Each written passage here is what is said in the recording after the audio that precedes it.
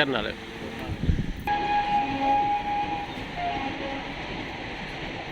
మంచిర్యాల జిల్లా తాండూరు మండల కేంద్రంలో ఏదైతే అనాథ పిల్లలకు కానీ నిరుపేద పిల్లలకు కానీ తల్లిదండ్రులు లేక ఉన్నా కానీ లేకపోతే తల్లిదండ్రులు ఉన్నా కానీ ఎట్లాంటి ఆర్థిక వనరులు లేక విద్యకు దూరమైన పిల్లలందరినీ కూడా ఈ శ్రీ స్వశక్తి భారత్ సేవా ట్రస్ట్ సేవాజ్యోతి శరణాలయం ఏదైతే నడిపిస్తున్నారో ఇక్కడ చాలా అభినందనీయం.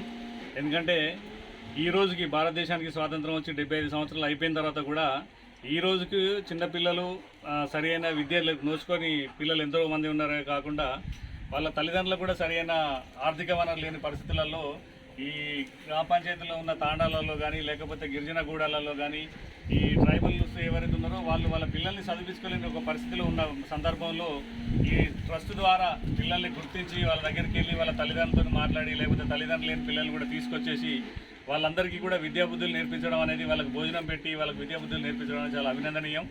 ఇట్లాంటి ఒక మంచి కార్యక్రమం నిజంగా పిల్లలకి సేవ చేయడం మన భారత రాజ్యాంగంలో రాసుకుందాం. చిన్నపిల్లలకి ఉచిత విద్య, నిర్బంధ ఉచిత విద్య 14 సంవత్సరాల వరకు చేర్పించాలని చెప్పేసి డాక్టర్ బాబాసాహెబ్ అంబేద్కర్ గారు రాజ్యాంగంలో రాశారు. కానీ ఇవాళ వాస్తవం చూసుకుంటే ఇక్కడికి వచ్చిన తర్వాత తెలుస్తుంది. వాస్తవం చూస్తే ఇట్లాంటి పిల్లలు ఇంకెంతమంది ఉన్నారో తెలియదు మనకి. కాబట్టి ఇట్లాంటి పిల్లలందరికీ హెల్ప్ చేస్తున్న ఈ సేవా సమితిని నేను మనస్ఫూర్తిగా అభినందిస్తున్నాను. ఈ సేవా సమితి వాళ్ళకి నేను మా సిపిఐ పార్టీ తరఫున కానీ లేకపోతే నా ద్వారా తెలిసిన మిత్రులు కానీ ఎవరైనా కానీ వీళ్ళకి వాళ్ళ తోచిన సాయం చేసి, అంటే వాళ్ళకి ఏ రకమైన సాయమైనా పుస్తకాలు కావచ్చు లేకపోతే బుక్స్ లేకపోతే